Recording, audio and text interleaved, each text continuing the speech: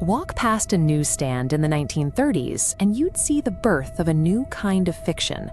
Pulp magazines like Weird Tales were the proving ground for stories that would eventually define modern horror. The most famous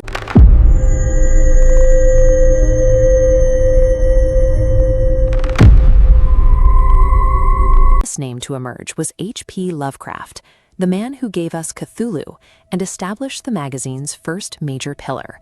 Then there was Robert E. Howard, the creator of Conan the Barbarian. But most readers today have forgotten the third member of this group, a writer who stayed hidden in a small California cabin while his mind traveled across the galaxy. Clark Ashton Smith's imagination produced things his peers couldn't touch, like the dark god Zothique and Zothique, an entire continent of decaying empires dying under a tarnished sun millions of years in the future. While Lovecraft and Howard became cultural icons, Smith remained a shadow. He was arguably the most imaginative of the three, but his physical life was the polar opposite of the cosmic worlds he built. Smith didn't gather inspiration from world travel. He spent almost his entire life in a small, isolated cabin in Auburn, California. He suffered from severe agoraphobia, a condition that kept him confined to his rural hometown for decades. To survive, he did whatever manual work he could find, often spending long days picking fruit in the local agricultural fields. He also worked as a woodcutter, laboring in the heat to stack logs just to keep his ailing parents afloat. This creates a startling contrast. How does a man whose physical world is limited to a few square miles of forest and farmland create a literary universe that spans the entire history of the Earth? Smith's psychological constraints were so heavy that his parents had to pull him out of grammar school when he was still a child. But his mind had a unique advantage, an eidetic memory. He possessed the rare ability to retain almost every word of every book he opened. He used that memory to educate himself. He began by reading an unabridged dictionary from start to finish, memorizing not just definitions, but the ancient roots of the English language. He followed that by reading the entire 11th edition of the Encyclopedia Britannica, twice. He even taught himself French and Spanish entirely on his own, specifically so he could translate classic poetry into English.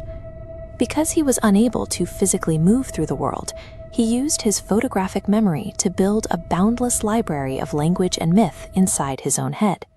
Smith began as a celebrated poet, but financial desperation eventually forced him to pivot toward writing weird fiction for the pulp magazines. He called his writing style verbal black magic. He used ornate rhythmic prose to put the reader in a trance, making them accept his impossibilities as reality. This style won him the respect of H.P. Lovecraft.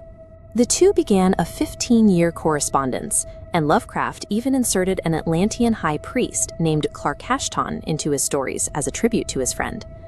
Lovecraft focused on prose realism, building amoral, grounded horrors. Smith built worlds of total fantasy, ornate, magical, and filled with dark humor.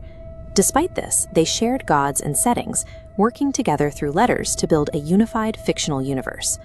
Smith's lyrical style gave the group a breadth that Lovecraft's realism alone couldn't reach, providing the stylistic variety that defined the magazine's most famous era.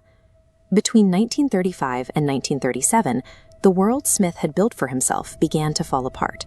Both parents died after long illnesses, leaving him physically and emotionally drained from years of caregiving.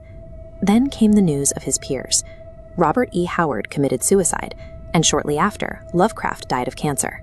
This rapid succession of deaths shattered the peer group that had fueled his fiction. Without the friends who shared his universe, the creative fire simply went out.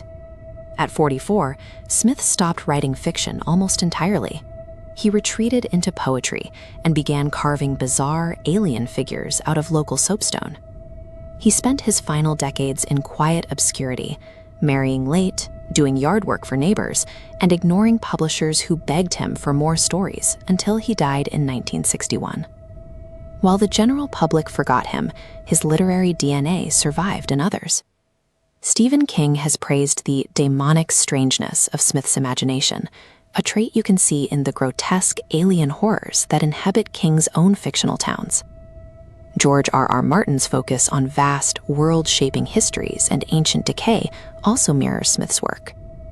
The dying civilizations and tarnished suns of the Zothique cycle cleared the path for the epic, world-ending stakes of modern fantasy. Smith spent his life within a few miles of the same California cabin, yet he mapped out 4 distinct cycles of history, from prehistoric Hyperborea to the final land of Zothique.